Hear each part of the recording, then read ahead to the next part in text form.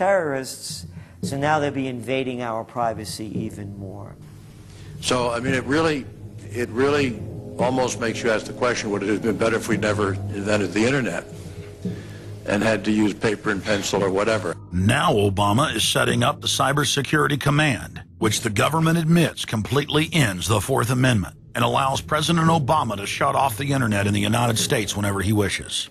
Indeed, in today's world, acts of terror could come not only from a few extremists in suicide vests, but from a few keystrokes on the computer, a weapon of mass disruption. As part of the new single national security staff announced this week, I'm creating a new office here at the White House that will be led by the cybersecurity coordinator. This new control grid is administered by the Pentagon. They just want to keep tabs on us. So we're turning into a surveillance, wiretapped government state.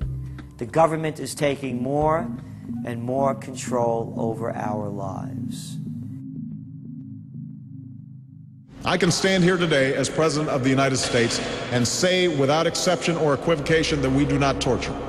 Obama made a show of investigating torture, but has ignored the Army's own detailed investigative reports, which name the torturers that the White House memos document were following the directives of Bush and Cheney, the men who are most guilty for issuing the infamous orders.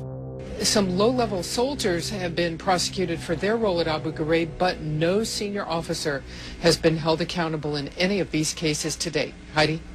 I know that these debates lead directly, in some cases, to a call for fuller accounting, perhaps through an independent commission. Now, I've opposed the creation of such a commission. Next, Obama expanded Bush's doctrine of indefinite detention of foreigners without trial to holding citizens without evidence indefinitely, without ever even committing a crime. President Obama today proposed something new, something called prolonged detention. Pre-crime is where people are arrested and incarcerated to prevent crimes that they have not yet committed. Barack H. Obama, who ran as an anti-war candidate, has continued the war in Iraq, massively expanded the war in Afghanistan, and unleashed a new conflict in Pakistan. Now Obama is promoting the biggest defense budget in history, dwarfing George Bush's war machine. What George Bush has been trying to do as part of his effort to accumulate more power in the presidency is he's been saying, well, I can basically change what Congress passed by attaching a letter saying, I don't agree with this part or I don't agree with that part. I'm going to choose to interpret it this way or that way. That's not part of his power. But this is part of the whole theory of George Bush, that he can make laws as he's going along. I disagree with that. I taught the Constitution for 10 years. I believe in the Constitution, and I will obey the Constitution of the United States. We're not going to use signing statements as a way of doing an end run around Congress. All right? Obama guaranteed that once president, he would stop the unconstitutional practice of issuing signing statements, through which the executive branch illegally usurps the legislative power of Congress. Congressman Kucinich, when he introduced his 60 articles of impeachment against Bush Jr., I think one was the signing statements. The form of the resolution is as follows. A resolution, articles of impeachment of George Bush, President of the United States. Resolved, that President George W. Bush be impeached for high crimes and misdemeanors.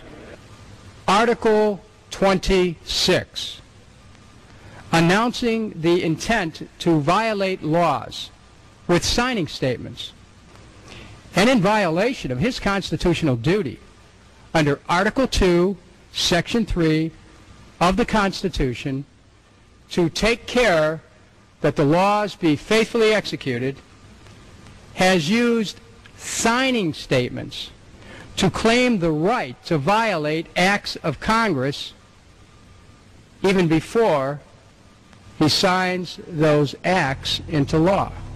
Same analysis would apply to Obama, and a fortiori because he taught constitutional law. He knows better. He's a lawyer licensed to practice law. who, as I am, who took an oath when he was licensed to uphold the Constitution and laws of the United States of America.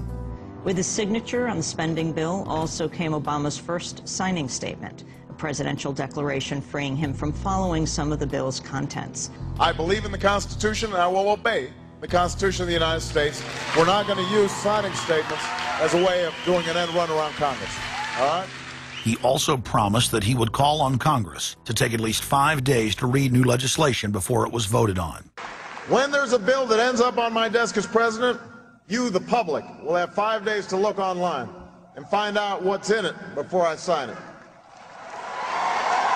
so that you know what your government's doing. But from his first day in power, he has aggressively pressured Congress to quickly pass bills before lawmakers and the public even have a chance to see them. Will state his parliamentary inquiry. Speaker, in order to try to figure out what we're doing, how much damage to the country, I tried to get a copy of the bill.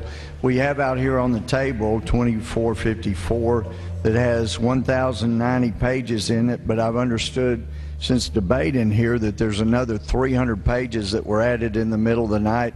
My inquiry is, how do I get a copy of the other 300 pages that people on here on the floor hadn't had a chance to read or see? Where do we get that before we cram this down on the American people? Is there somewhere physically in the House of Representatives a copy of what we're voting on?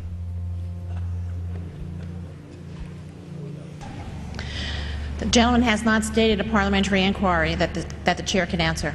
Mr. Speaker, I have to say that I am outraged. Here we are getting ready to vote on a piece of legislation, and we haven't even seen 300 pieces of this legislation. No one can even find the bill or even knows where it's at. Obama swore that he would never put lobbyists or donors in his administration. Treasury Secretary Timothy Geithner appointed Mark Patterson, and this is a former top lobbyist for Goldman Sachs, as his chief of staff. And then last week there was a lot of buzz over William Lynn. He was appointed to the #2 position at the Defense Department. William Lynn, also a former top lobbyist for Raytheon, which is one of the 5 largest defense contractors. He has now broken all previous records by cramming his administration full of contributors and lobbyists who openly write legislation being proposed by the White House. There's a good reason Obama doesn't want to give the people or Congress any time to read the bills. I'm still needing a copy of the other 300 mysterious pages that we don't get to see here. Shortly after the 2008 election, Vice President Joe Biden confided to top supporters that it was essential that their program be implemented at lightning speed. Because their agenda was so unpopular, they knew Obama would lose support quickly. Obama's handlers were in a race to pass a raft of legislation before the people discovered that Obama was just a slicker, updated version of previous puppets. Obama is the New World Order's closer. It's his job to repackage and solidify the tyrannical policies of George W. Bush as progressive and trendy. So part of my job, I think, as president, is to make government cool again. Chris Hedges, author of Empire of Illusion, explained it succinctly. President Obama does one thing, and brand Obama gets you to believe another. This is the essence of successful advertising. You buy or do what the advertiser wants because of how they make you feel. Through Obama, the global establishment are now putting their entire program into high gear. Obama is attempting to dismantle the Second Amendment with more than a dozen victim disarmament bills now in Congress. The key is going to be, I think, for us to come together and say people do have an individual right, and there's nothing wrong with common sense gun laws. Hate crime and cyberbullying bills in the House and Senate would effectively criminalize free speech protected under the First Amendment.